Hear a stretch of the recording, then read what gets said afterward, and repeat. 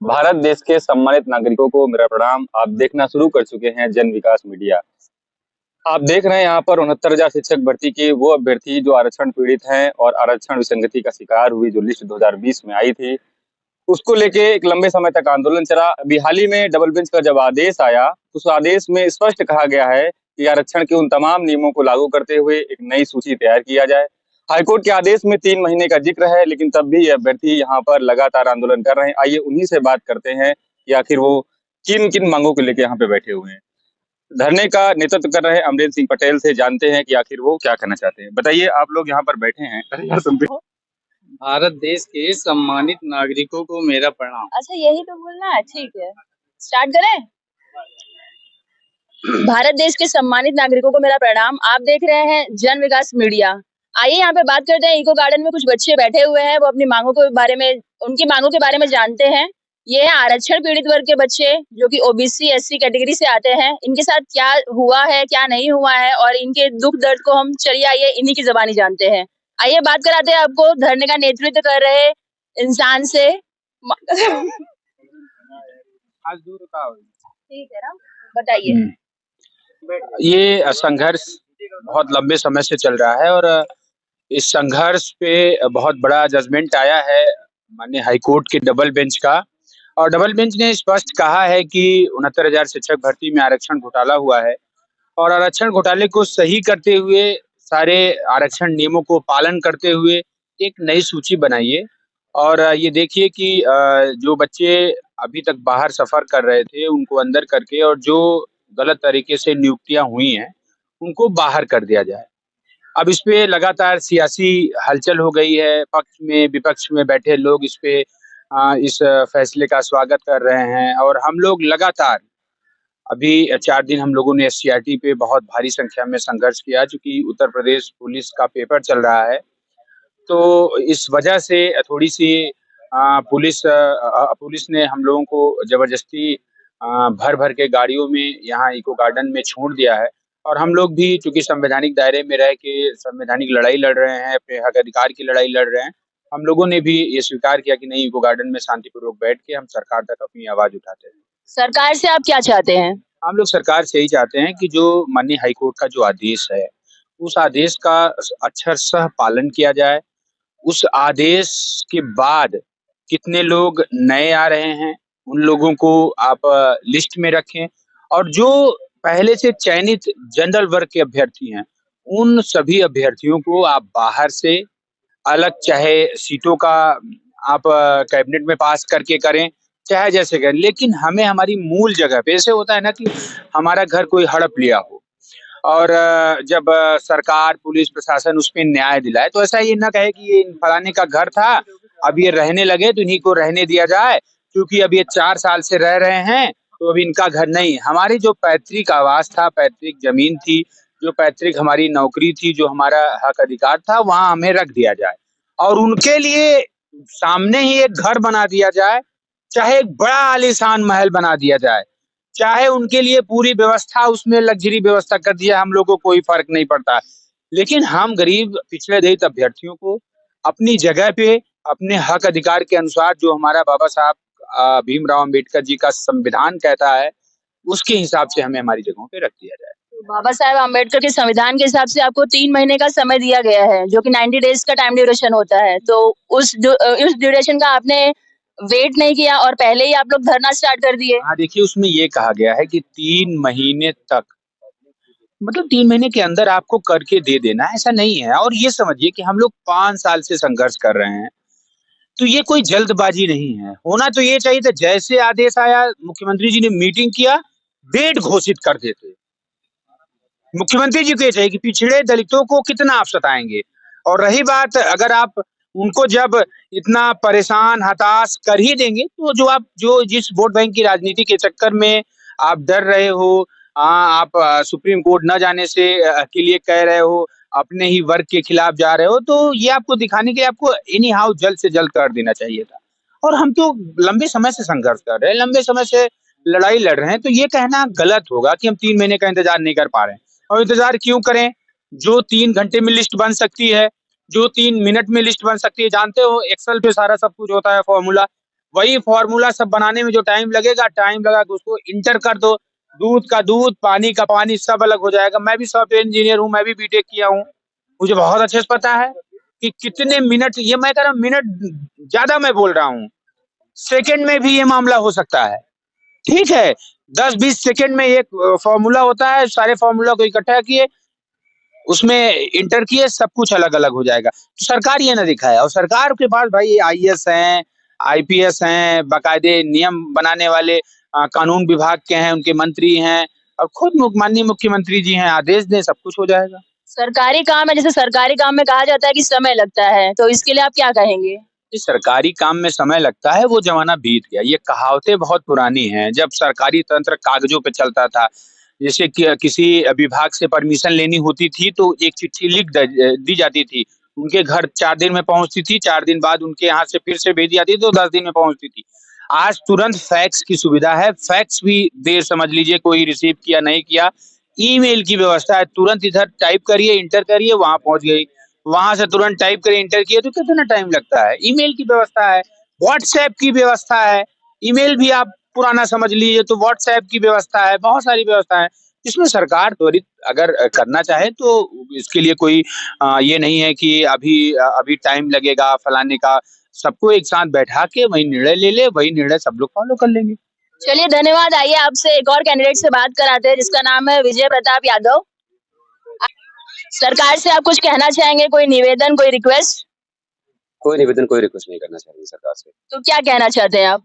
हम यही कहना चाहते हैं कि सरकार को हमारी जो लिस्ट है उसको संशोधित करके तत्काल देना चाहिए, ताकि जल्द से जल्द हम लोग अपने-अपने विद्यालय में जाएँ। ईको गार्डन में बहुत, यहाँ पीपल के पेड़ के नीचे बैठ के हम लोग 4 साल से बहुत परेशान हो चुके हैं, आज ही जा चुके हैं। कितने लोग जो है जब आए थे तो बहुत गोरे थे, लेकिन अभी उनका रंग बहुत काला पड़ गया है। और कितने लोग ऐसे हैं कि जो अब यहाँ पे आने के बाद अपने-अपने घरों में को जाने में उनको बड़ी शर्मिंदगी महसूस होती है कि किस हाल में फिर दोबारा खाली हाथ जाएँ।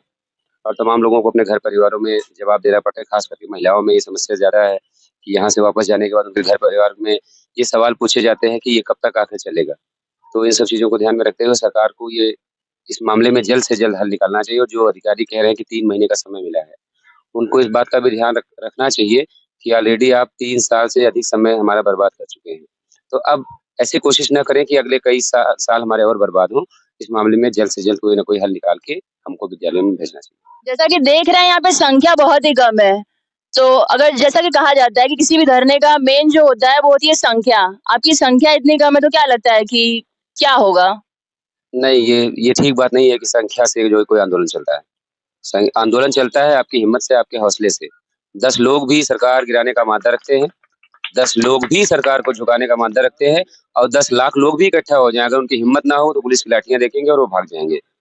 कल नहीं परसों के दिन में हम लोग भी आए थे, और हम लोगों ने देखा कि जनरल के बच्चे आए थे, बहुत ज्यादा उन्हें वरीयता दी जा रही थी, प्रायोरिटीज दी जा रही थी। तो क्या कहना चाहते हैं उस पर? तो आप देखें, अगर संख्या बल से कुछ होता है तो इतने बड़ी संख्या में आए थे वो। उनको किससे मिलने दिया गया? डीजी कंचन वर्मा मैम से। जी। और वही काम 2 दिन पहले हम लोगों ने बिना किसी को उनके बुलाए, उनके 2 लोग आए थे, उन 2 लोगों को, 3 लोगों को हम लोग पकड़ के ले गए, चलो कंचन वर्मा से मिलो, डीजी से मिलो। तो संख्या यहाँ पे मुलाकात जरूरी है या नियुक्ति जरूरी है? बिल्कुल, ना संख्या बल ज़रूरी है, ना मुलाकात ज़रूरी है। सबसे ज़्यादा ज़रूरी है हाईकोर्ट के फैसले का सम्मान होना चाहिए, उसका पालन होना चाहिए। वो सरकार को करना पड़ेगा। सरकार आज करेगी तो बहुत अच्छा है, जितना लेट करेंगे वो 2027 के चुनाव में उतना ज़्यादा डेंट उनके ऊपर लगता चला जाएगा। और ये मुद्दा संविधान से जुड़ा है, आरक्षण से जुड़ा है, और जो विपक्ष ने पूरे चुनाव में एक प्रचार किया कि संविधान खतरे में है, आरक्षण खतरे में है, बीजेपी वालों से बचा लीजिए, तो लोगों ने कहा कि कैसे खतरे में है? तो उदाहरण हम लोग बने। लोगों ने बताया कि आप देखिए हमारे समाज के, पिछड़े दलित समाज के बच्चे 640 दिन से लखनऊ की सड़कों पर मारे जा रहे हैं, घसीटे जा रहे हैं, लाठियाँ चलाई जा रही हैं, उनको जेल भेजा जा रहा है, लेकिन उनकी कोई सुनवाई नहीं हो रही है, उनका आरक्षण छीन लिया गया। तो लोगों को जब उदाहरण मिल गया तो लोगों को ये बात समझ में आ गई, और जो लोगों को बात समझ में आ गई तो भारतीय जनता पार्टी को, जो उनका एक घमंड था कि हम पूर्ण बहुमत की सरकार है, हमारा कोई कुछ नहीं कर सकता। एक वो सदन में बोलते थे प्रधानमंत्री जी, एक अकेला सब पर भारी। तो अब इस एक अकेले को कितने सारे लोगों को एक साथ लेके चलना पड़ रहा है। अब कोई भी प्रेस कॉन्फ्रेंस करने से पहले उनसे पूछना पड़ रहा है कि बोलना क्या है। सिर्फ अब माननीय मोदी जी की बात नहीं सुनी जा रही है, जो सहयोगी हैं जिनके दम पर ये सरकार टिकी हुई है, उनसे भी सलाह लेनी पड़ रही है मजबूरी में। ये सब हम लोगों ने किया है कि अगर सरकार को और अपना नुकसान कराना होगा तो इस मामले में और डिले करेंगे। देखो हम लोग तो बिल्कुल ये ठान के बैठे हैं यहाँ पे कि 3 महीने जो उन्होंने समय लिया है, अगर इसके बीच में वो कर देंगे तब तो ठीक है, नहीं तो ये मान के चलिए कि 27 में इनकी विदाई तय है। अगर सरकार आप लोगों के खिलाफ सुप्रीम कोर्ट जाती है तो आप लोगों का क्या रवैया रहेगा या आप क्या कहना चाहते हैं इस पर?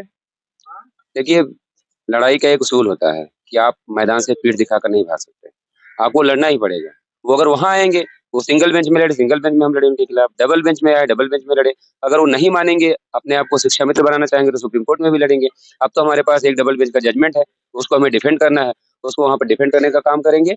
और अभी यहाँ तो मान लीजिए हमारे साथ ये परेशानी थी कि किसी तरीके से हम लोग वकील मैनेज किए। अब चूंकि लड़ाई अगर वो लोग लड़ेंगे जिनके पास 27-28 लाख रुपया है, वो भी हमारा ही पैसा है, हमारे हिस्से की नौकरी खा के वो 27-28 लाख इकट्ठा किए हैं, तो चुनौती ये आएगी कि जो हमारा पैसा होना चाहिए था, उसी पैसे से वो हमारे खिलाफ लड़ेंगे। तो हम लोग भी अपने जितने समाज के लोग हैं, सबसे मदद लेके इस लड़ाई को वहां भी लड़ेंगे। और ऐसा नहीं है कि सिर्फ उन्हीं के लोग वहां पे एडवोकेट हैं, हमारे अपने भी लोग वहां पे हैं जो इस लड़ाई को लड़ेंगे। और अगर उनके लोग मुफ्त में लड़ेंगे तो हमारे लोग मुफ्त में लड़ेंगे, उनके लोग पैसा लेके लड़ेंगे तो हमारे लोग भी पैसा लेके लड़ेंगे। तो जरूरत पड़ेगी तो हम लोग अपना खेत भी बेच देंगे, लेकिन लड़ाई में लड़ने से थोड़ा पीछे हटेंगे, लड़ेंगे उसे। जी बहुत बहुत धन्यवाद। आइए कुछ गर्ल्स से भी बात करते हैं यहाँ पर। क्या कहना चाहेंगे आप? हम यही कहना चाहते अपना हैं। नाम बता दीजिए पहले। मैं अर्चना वर्मा हूँ, लखनऊ से ही। हम कहना चाहते थोड़ा हैं जोर कि से। हम ये कहना चाहते हैं सरकार से और विभाग से कि आखिर हमारे साथ हमें एहसास क्यों कराया जा रहा है कि हम दलित पिछड़े हैं। हर उसमें भेदभाव किया जा रहा है, उनके बारे में सोचा जा रहा है जबकि वो जॉब कर रहे हैं और हम लोग 6 साल से सड़कों पे भटक रहे हैं, हमारे बारे में कोई विचार ही नहीं हो रहा। नहीं तो मैम ये भी सोचिए ना कि अगर आप भी अगर उनकी जगह पर होते तो आपके लिए भी सोचा जाता, तब तो ये अच्छी बात थी। उनकी जगह पे होते मतलब अगर जनरल वर्ग में अगर अभी आप सिलेक्टेड होते और आप नौकरी कर रहे होते तो आप भी चाहते कि हमारा चयन जो है वो सुरक्षित हो। चाहते तो सुरक्षित हो, लेकिन हम ये नहीं कह रहे कि आप उनका चयन सुरक्षित रखें या कुछ भी करें उनके साथ, वो कोर्ट ने निर्णय दिया है, लेकिन हमारे साथ अन्याय हुआ है। हम 6 साल से सड़कों पे भटक रहे हैं, तो हमारे बारे में भी तो सोचना चाहिए। हमारे साथ न्याय होना चाहिए और शीघ्र अतिशीघ्र होना चाहिए। अगर न्याय नहीं मिला तो आप लोग क्या करेंगे? न्याय नहीं मिला तो न्याय कैसे? न्याय तो हमें कोर्ट से मिल चुका है। कोर्ट से मिल और सरकार हमें नहीं दे रही है न्याय। अधिकारियों के बारे में कुछ कहना चाहेंगे? अधिकारियों, उन भ्रष्ट अधिकारियों को जो मतलब विभाग में है, अगर उनके रहते हुए हमारी लिस्ट जो है जल्दी नहीं निकलेगी, हमें तो यही एहसास हो रहा है। ऐसा क्यों लगता है आपको, जब सरकार ने यहाँ पे बता दिया है, ट्वीट कर दिया है और बाकी जगहों पे भी हो चुका है कि सरकार आपको त्वरित न्याय देना चाहती है, कोर्ट का जजमेंट आ चुका है, बट फिर भी आपको अधिकारियों पे विश्वास नहीं है, ऐसा क्यों? विश्वास नहीं है क्योंकि वो पहले भी कर चुके हैं। जातिगत जो है उनकी विचारधारा उनकी जातिगत है। वो अपने वर्ग के बारे में सोच रहे हैं।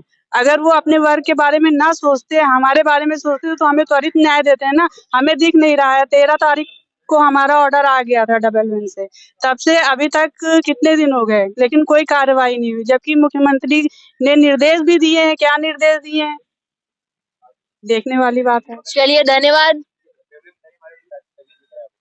हमारे एक साथी की देखिए यहाँ पे कहा कि उनका सर बहुत ज्यादा दुख रहा है तो वो कुछ बोल नहीं पाएंगे। पानी वानी इनको पिलाया गया है, दवाई वगैरह ये खा के बैठे हैं, लेटे हैं सॉरी। आइए किसी और से भी बात करते हैं यहीं पे।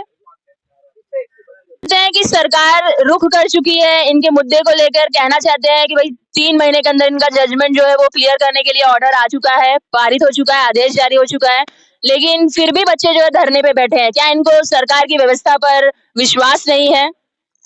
देखिए, हमें माननीय हाईकोर्ट के निर्णय में पूरा विश्वास है, लेकिन चूंकि हम जानते हैं कि ये वही अधिकारी हैं जिन्होंने हमारा हक अधिकार खाया।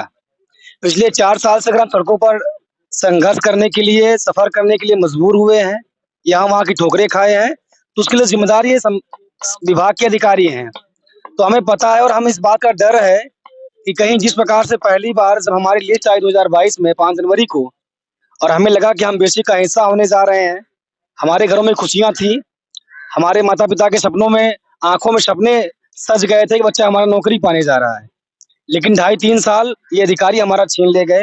वो हमारे सपने जो टूटे हैं इन अधिकारियों की वजह से टूटे हैं।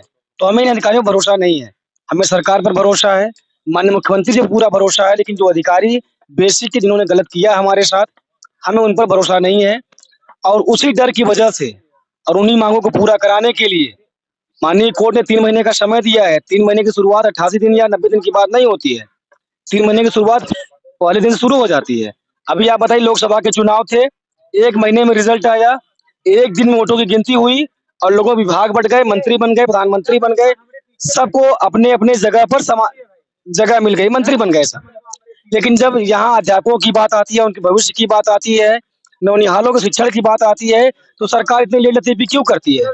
भाई, आपकी कुर्सी आपको मुबारक, आपका मंत्री पद आपको मुबारक, लेकिन हम जिस लड़ाई को लड़ना चाहते हैं, जिस तरह से हम विभाग में आए हैं, जिस लड़ाई को लड़कर हम यहाँ तक पहुँचे हैं, उसको देने में अब समय नहीं लगना चाहिए।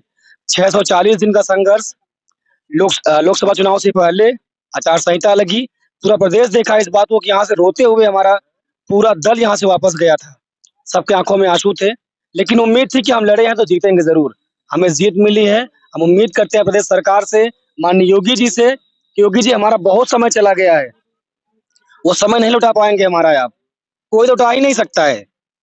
पैसा कमा लेंगे, हम इज्जत भी कमा लेंगे, लेकिन जो हमारा समय गया वो वापस नहीं आएगा।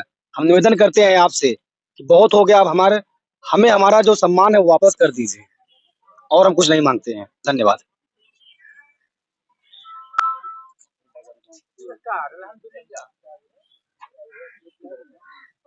मेरा नाम एकता, मैं जौनपुर से हूँ और बस यही कहना चाहूंगी कि हमारी लड़ाई जो है वो सरकार से बिल्कुल भी नहीं है। हमारी लड़ाई जो है इन अंदर बैठे भ्रष्ट अधिकारियों से है, जिन्होंने हमें आज नौकरी से हमारे वंचित रखा है।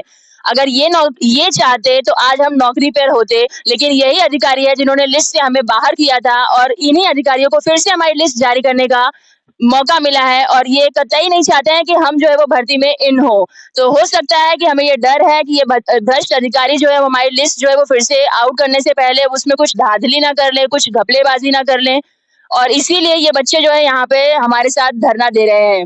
यहाँ पे 2 दिन पहले जनरल के बच्चे भी आए थे और जनरल के बच्चों के साथ ऐसा किया जा रहा था कि उनको बहुत ज्यादा वरीयता दी जा रही थी रादर देन जो हमारे पिछले दलित के बच्चे हैं। और हुआ यूं कि उन्हें इतनी ज्यादा प्रायोरिटी दी जा रही थी कि हमारे जो बच्चे हैं दलित पिछड़े वर्ग के, उनको रात को 12:30 बजे सारी जो गर्ल्स बैठी थी उनको उठा के वहां से भगा दिया जाता है। और ऐसा क्यों किया जा रहा है? उनके हिसाब से कि गर्ल्स यहाँ पे सुरक्षित नहीं है। ये वही सरकार है जो कहती है कि भाई योगी के राज में सड़कों पे बहन बेटियां सुरक्षित है, लेकिन इनके शिक्षा निदेशालय में लड़कियां सुरक्षित नहीं है, और यह कह के हमें जो है वहां से रात को 12:30 बजे वहां से हटा दिया जाता है। और वहीं जनरल वर्ग के बच्चों को बहुत ज्यादा वरीयता दी जा रही है, बहुत ज्यादा प्रायोरिटीज दी जा रही है। उनकी हकों के बारे में अभी भी सोचा जा रहा है, लेकिन हमारे हकों के बारे में कोई जिक्र तक नहीं है। बहुत बहुत धन्यवाद।